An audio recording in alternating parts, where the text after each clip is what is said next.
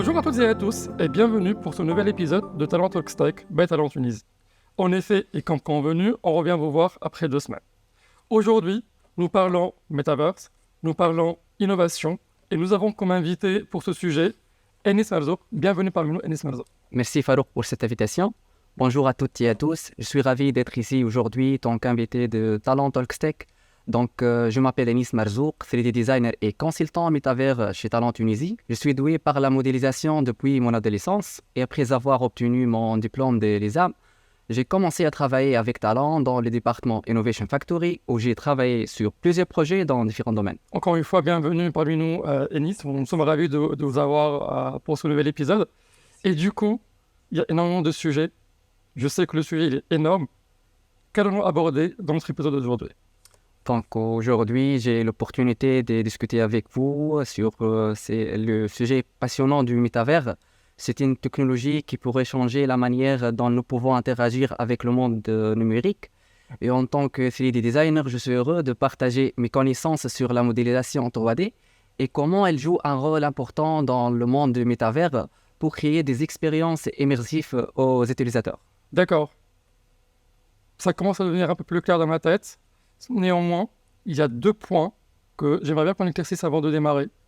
Il y a la métavers, ou metaverse, comme le disent les Anglais, Ouais. et la modélisation 3D.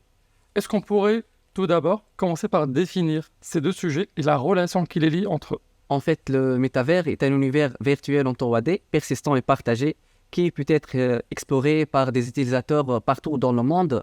Donc, c'est un monde interactif, immersif et social, où les utilisateurs peuvent interagir avec des avatars, créer des objets, construire des bâtiments et même créer des entreprises. Donc, le métavers devient de plus en plus important dans le monde de technologie, car il offre un potentiel immense pour créer des expériences immersives aux utilisateurs.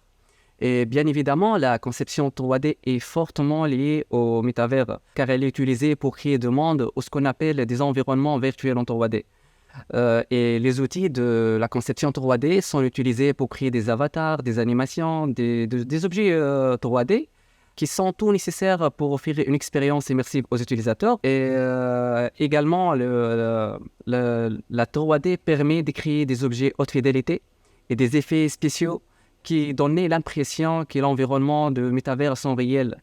Donc, pour résumer, la conception 3D est une composante clé de métavers qui permet aux développeurs de créer des expériences immersives et uniques. Merci beaucoup, Enis, pour cet ensemble de détails concernant le métavers. Néanmoins, est-ce qu'on pourrait avoir un peu plus de détails sur le processus de modélisation 3D ? Ok, en termes des étapes de modélisation 3D, ça diffère d'un modèle à un autre à la lumière des besoins de la création de notre modèle.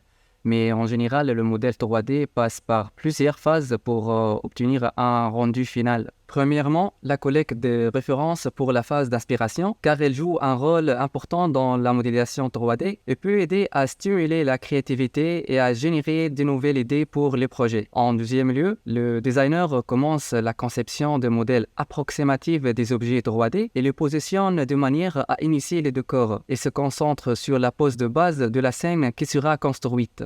Ensuite, le designer s'occupe des détails où il ajoute plus de précision aux modèles 3D initiaux. À ce stade-là, les objets semblent plus lisses et détaillés et ils se rapprochent de plus en plus de leur forme finale pour passer ensuite à la phase de texturing. Cette phase permet de rendre le modèle plus réaliste en ajoutant des couleurs et des textures. Autrement dit, on peut décrire cette phase comme une manière d'habiller le modèle 3D. Enfin, notre modèle passe par l'exportation au Game Engine, comme Unity ou Unreal Engine par exemple, pour qu'il soit utilisé par l'équipe de développement. Très bien, Enis. Donc là, on a parlé de théorie, on a parlé de concept. Est-ce qu'on pourrait parler d'exemples concrets, d'exemples de projets sur lesquels vous auriez travaillé au sein de l'Innovation Factory chez Talent Tunisie ? Bon, dans notre département, j'ai travaillé sur plusieurs projets dans différents domaines. Je tiens à citer Universe, la plateforme custom de Talent Innovation Factory. Cette plateforme est accessible à toute personne qui veut explorer ou créer des espaces métavers fully customizable. Vous pouvez y accéder via ce lien-là ou vous pouvez expérimenter le métavers et créer votre avatar. Vous pouvez aussi le personnaliser et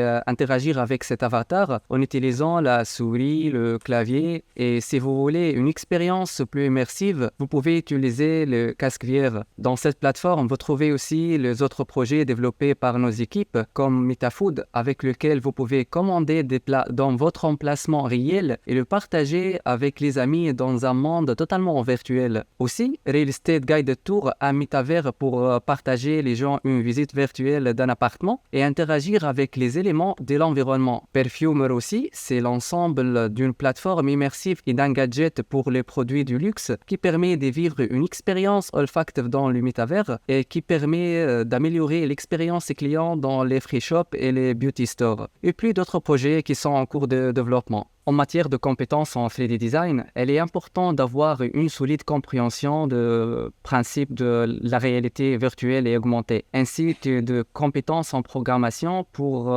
travailler avec les technologies de développement de logique de jeu. Il est également important d'être capable de collaborer avec des autres professionnels de développement de jeux et de design pour créer des mondes et des expériences immersives convaincantes. Merci beaucoup Anis pour l'ensemble de ces exemples et les détails que vous avez partagés avec nous.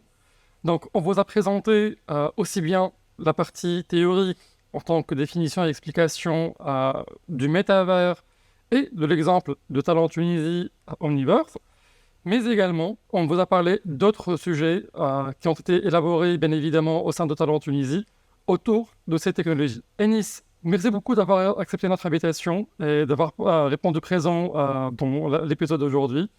On souhaite vous revoir très bientôt parmi nous. Merci beaucoup Farouk pour cette invitation et ces passages magnifiques. C'était un plaisir de discuter avec vous ces sujets passionnants. Je voudrais remercier sincèrement Talent Tunisie, toute l'équipe de Talent Talkstech pour m'avoir donné cette opportunité. Et j'espère que tous les téléspectateurs vont trouver cette interview informative et intéressante. Encore une fois, Anis, merci beaucoup d'avoir répondu présent pour cet épisode de Talent Talks Tech.